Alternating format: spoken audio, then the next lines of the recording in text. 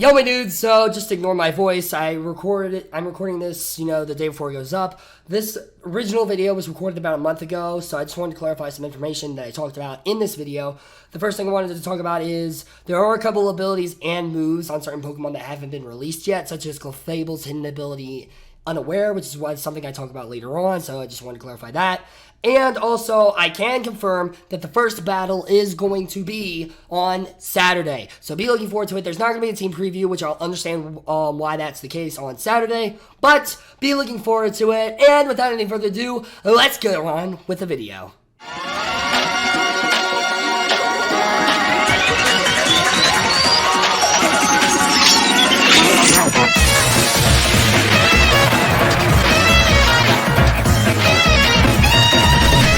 What up, Homedawgs? My name is Gokey Gamer, and as you can tell by the title of this video and my hat, the Milwaukee Medichams are back! And we are ready to take on a Generation 8 Draft League. So the Draft League we're taking part of is called the International Battle Association, or IBA for short, and as I'm going to be calling it from here on out.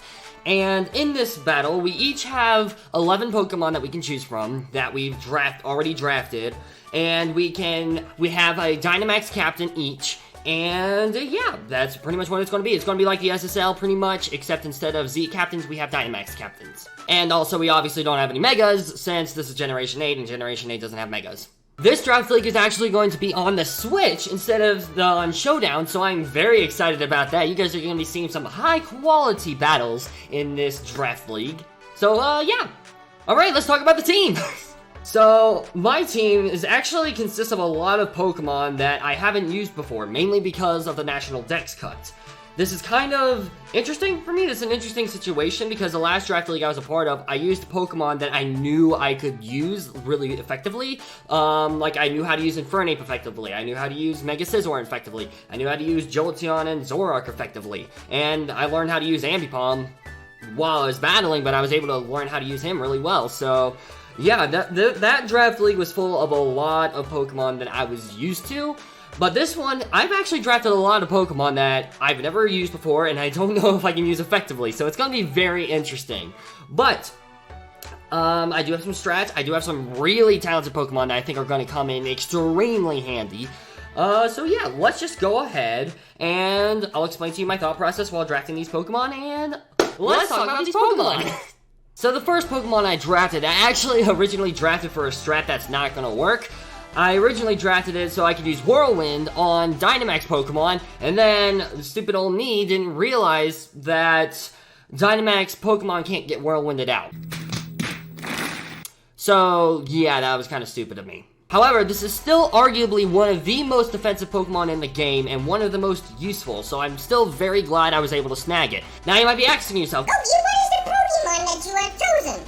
Well, the first round pick that the Milwaukee Medichams chose, which by the way, we were the last ones to pick out of the first round, so, which is kind of funny, the SSL League was first, well, I was the first one, and then this league I was the last one to choose, so that was kind of funny. But, regardless, the first Pokemon on the Milwaukee Medichams is Mandibuzz. Well, Mandy, the Mandibuzz to be exact.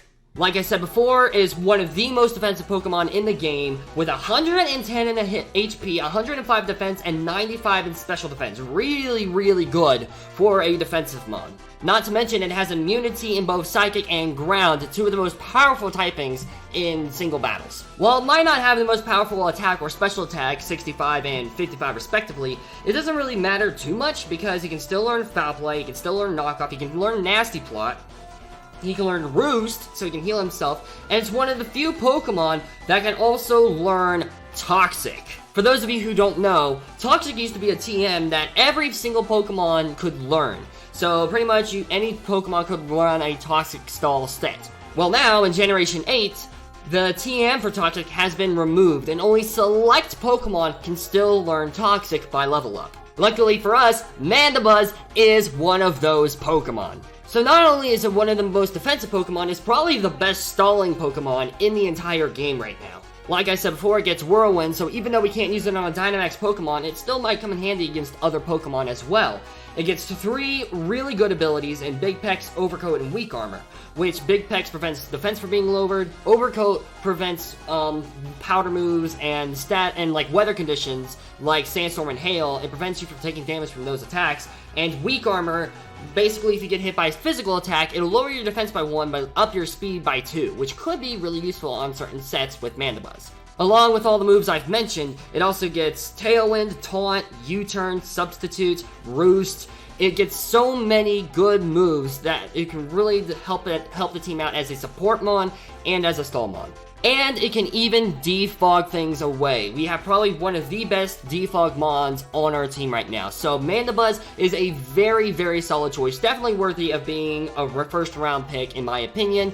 And I don't know how well I'm going to be able to use this thing, I'm not even going to lie. A lot of these Pokemon, I just don't know how I can use effectively. So it's going to be really interesting. I do have high hopes in Mandy, though. I think Mandy's really going to come in clutch. So I'm very excited to have Mandibuzz on the team. So now time for the second round pick. So my mindset for the second round pick, because it went for a snake route like this, it went from first to last, then last to first, and then so on and so forth. I knew that I wanted to grab one particular Pokemon that could really work against Mandibuzz. I did not want anybody else to grab this Pokemon, and I knew once it got to me for my third round pick, it would probably be gone, because not only is it a great Mandibuzz counter, but it's also a great standalone Pokemon in general. Now you might be asking yourself, well, Gokey, what can counter Mandibuzz so well? Because it sounds like it's such a great Pokemon. Besides poison and steel types, which are immune to toxic, of course, but you get my point. So the Pokemon that I chose for the second round pick is Clefable. Like I said before, it is one of the best Mandibuzz encounters, which is why I grabbed it when I did. And the main reason for that is because of its ability, Magic Guard. Basically, Magic Guard makes this Pokemon immune to all attacks except for ones that actually cause damage. So basically, you don't take damage from things like weather, you don't take damage from burns, you don't take damage from toxic, and yeah, you only take damage based on attacks that actually hit you. So you can see already why it's one of the better Mandibuzz encounters. Why do I keep saying encounters? So you can see why it is one of the better Mandibuzz counters. The other two abilities that it gets are Cute Charm and Unaware. Cute Charm probably being the weakest out of the three, but still could possibly come in handy infatuating opponents of the opposite gender so that they can't attack. And Unaware, which basically negates all stat changes from the opposing Pokemon. So if the opposing Pokemon is setting up Swords Dance, or if it's setting up Nasty Plots, Clefable is just like, nah, chief, that ain't happening, and can set up on its own, so it can set up to +6 Calm Lines, and then the other Pokemon can't do anything about it, because it doesn't have a status move, and it can't set up the Swords Dance because it doesn't do anything, basically.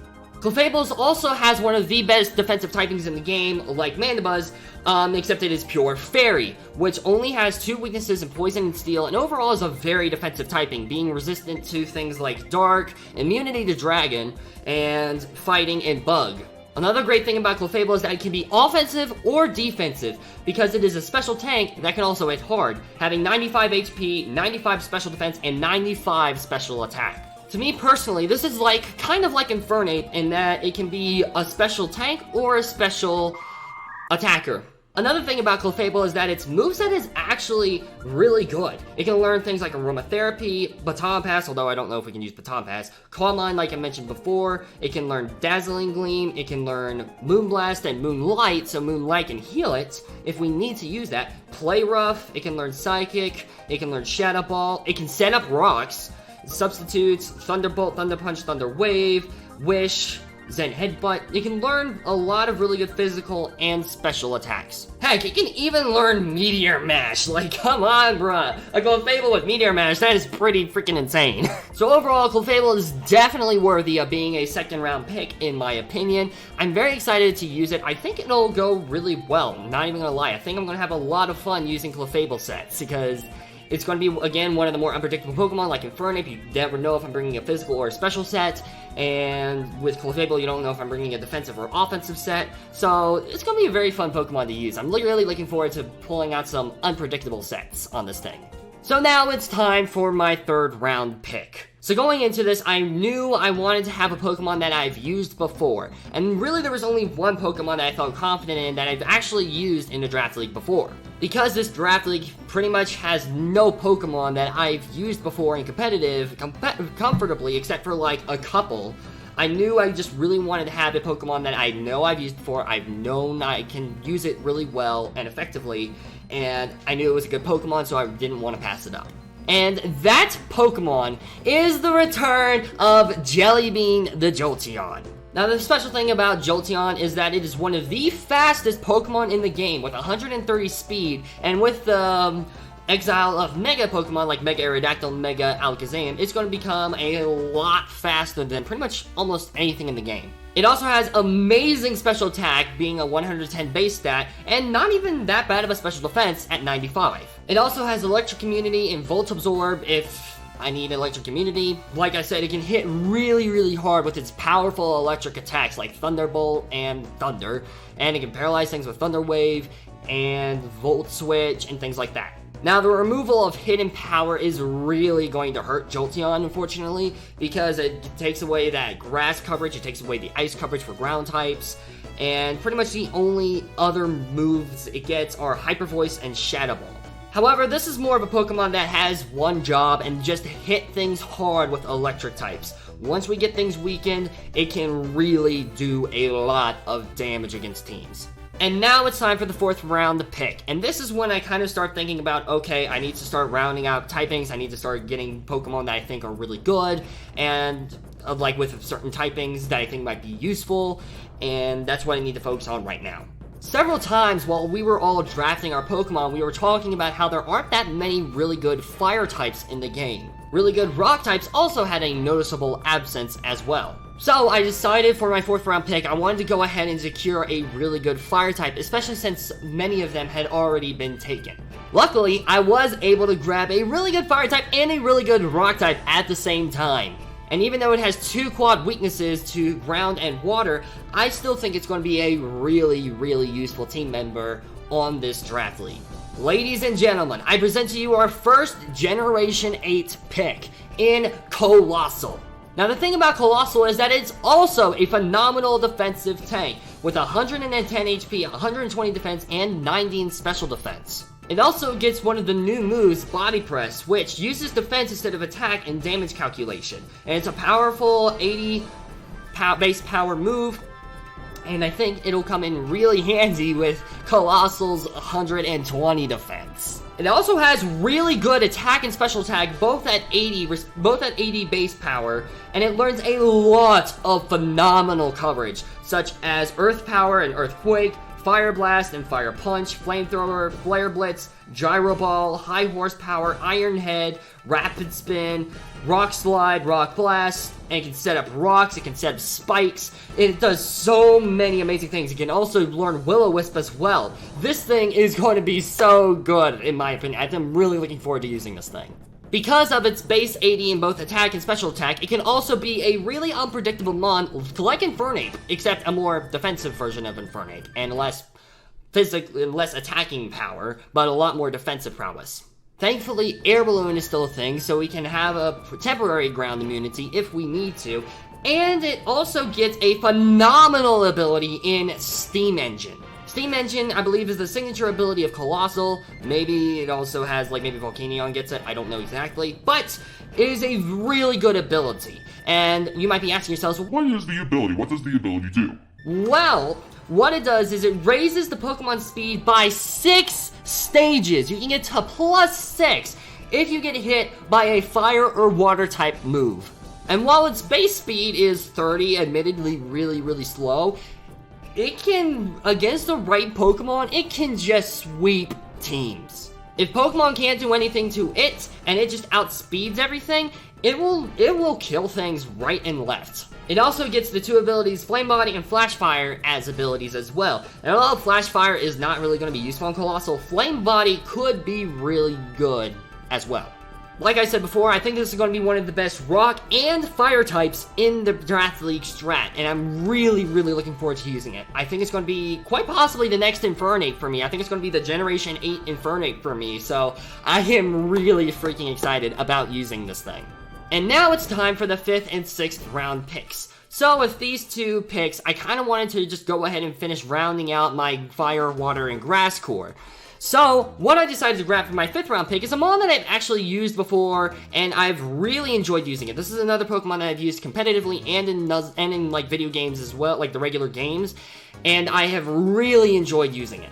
An extremely powerful water type, an extremely powerful bug type with a really good priority move. We have got Golisopod as our 5th round pick. Once again, Golisopod is a really amazing physical tank with 125 base in attack and 140 base in defense. It also has okay special defensive stats in 90 and decent HP at 75 base. A big reason why Golisopod can be such a threat is its signature move known as First Impression. First Impression is a very powerful bug-type move at 90 base power. When it hits first, it's a priority move. However, like Fake Out, it can only be used on the first turn. However, if you combine that with its signature ability, Emergency Exit, you can basically guarantee to use it twice in one battle as long as you don't get one shot. Forgive me for my English. However, that's not all it learns either. It can also learn another priority move in Aqua Jet, a powerful water type stab move that's priority.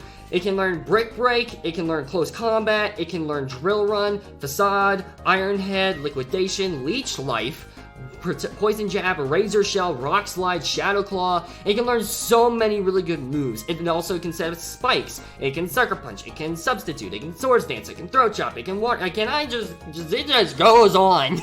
Now again, this is one of the most powerful bug and water types in my personal opinion, so I'm really, really freaking excited to be using Golisopod. I think it's going to really stand out well on the team, and I think it's going to be a mon that's going to be a really good addition to our team.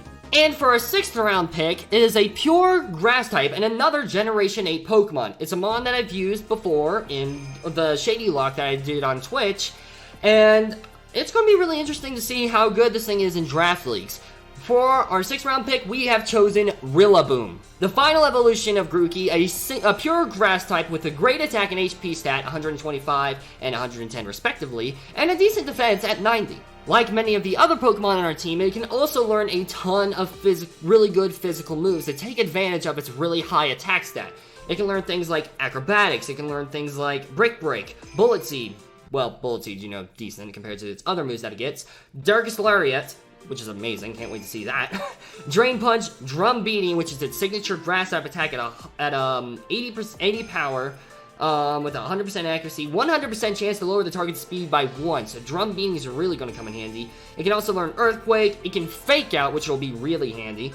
It can Hammer Arm, high horsepower, Knock Off, Leech Seed, and Superpower, Swords Dance, Wood Hammer, U-Turn. There's a lot of really good moves that Rillaboom can learn as well. While I was actually choosing the Pokemon, I was actually debating between Rillaboom and Roserade, and I actually think Rillaboom's going to come in a bit more handy. I'm really hoping that it'll work out for me. I'm really putting a lot of pressure on Rillaboom to impress me because I'm kind of nervous about it a little bit, but I do believe that it's going to be one of the better grass types in this league, and I am super excited to use it.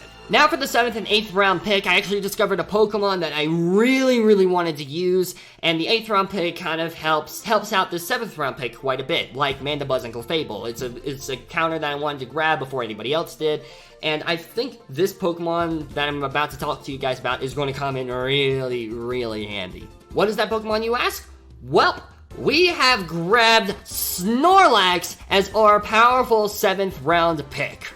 And not only that, I decided to make Snorlax our Dynamax captain, but not just Dynamax, our Gigantamax captain. So we are rocking out with Gigantamax Snorlax. Now this thing is extremely bulky, with phenomenal HP attack and special defense stats, 116 HP, which is unheard of, and 110 to both attack and special defense. So basically, if you're a special mon against Snorlax, you're gonna lose. The reason I made Snorlax my Gigantamax captain is it can learn a large variety of max moves. It can learn things such as Max Knuckle, it can learn Max Dark, it can learn Max Flame, what is it called? It's the Fire G-Max, the Fire move, the Fighter Max move. It can learn Max Poison, it can learn the Max Poison move, it can learn Max Steel, it can learn Max Ground, Max Quake, whatever. It can even learn freaking Max Vortex, which is the water one. It can learn the Max Dragon move, it can learn It can learn so much, and most of these are physical as well. It can learn max electric, it can learn max overgrowth, there's so many moves that it can learn that it can really take advantage of. And like I said, most of these are physical moves like Brick Break, Darkest Lariat, Earthquake, Fire Punch, let's see here, Gunk Shot, Heavy Slam, High Horsepower, Ice Punch, Outrage, Iron Head, Seed Bomb, Rock Slide, Superpower, Thunder Punch, Zen Headbutt. Oh my gosh, this is insane. It also gets phenomenal abilities in Immunity, Thick Fat, and its hidden ability, Gluttony. Immunity makes it so that it can't be poisoned. Thick Fat makes fire and ice type moves basically not very effective against it. And Gluttony basically triggers the healing berries a little bit earlier at half HP instead of a quarter of HP. And even though the berries like the Agua Berry and the Ayapapa Berry have been weakened, so instead of restoring half its HP, it's only like a quarter, it can still be really useful on Snorlax. And I haven't even talked about his special Gigantamax move, G-Max Replenish. Basically what G-Max Replenish does, it's a 150 base power move, and what it does is that it recycles the berry that was previously used in the battle. So basically it's like a super powered recycle. So if you combine G-Max Replenish with Gluttony, oh my gosh, that is quite a combination you do not want to see. So basically, I'm super excited to use him. He's one of the best normal types. I think he's going to be one of the best Gigantamax mons in the game as well. So I'm just super stoked to be using Gigantamax Snorlax on this team. Now for my 8th round pick, I decided to grab a Pokemon that can really do damage against Snorlax, just to grab it so that nobody else can use it.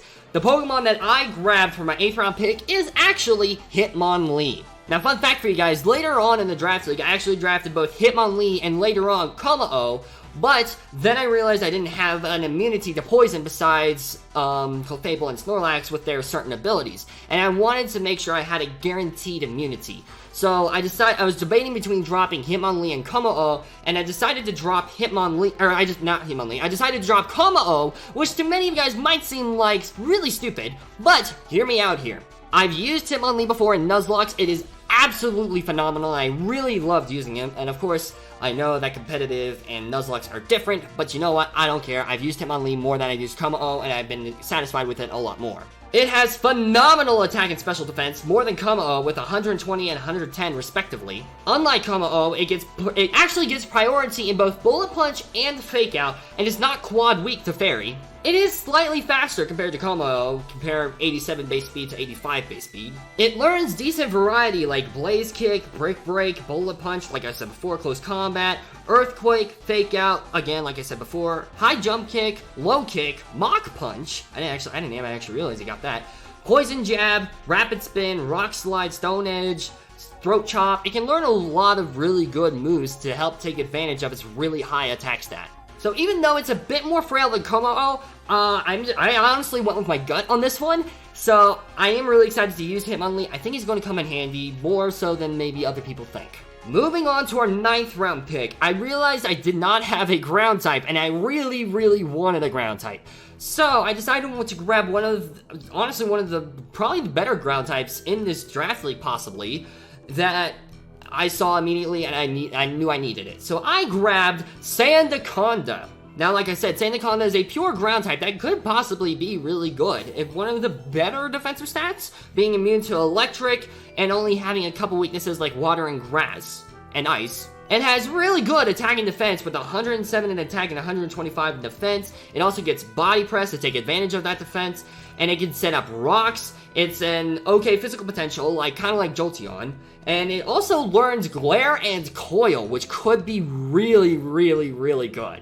Glare paralyzes opponents. It's a normal type move that can paralyze opponents, and I think might even be able to paralyze electric types as well. And Coil raises the user's attack, defense, and accuracy by 1 stage. So if Sandaconda can set up on stuff, it's going to be a nightmare. Along with the other moves I've already mentioned, it can also learn Drill Run, Earthquake, Fire Fang, High Horsepower. It can learn Hurricane for some reason. Don't ask me how I can get that. Iron Head, Outrage, Rock Slides. It can set up rocks, like I said. Stone Edge, Zen Headbutt, Substitute. It can do a lot of things, surprisingly. Like I said before, I predict it's going to be a bit more like Jolteon in that it doesn't get a lot of variety, but can really do what it needs to with the moves that it has. So I'm really excited to take advantage of that. Not to mention that it also gets some pretty good abilities in Sand Spit, which creates a sandstorm when hit by an attack, and Shed Skin, which has a 33% chance to have its stats condition cured at the end of each turn.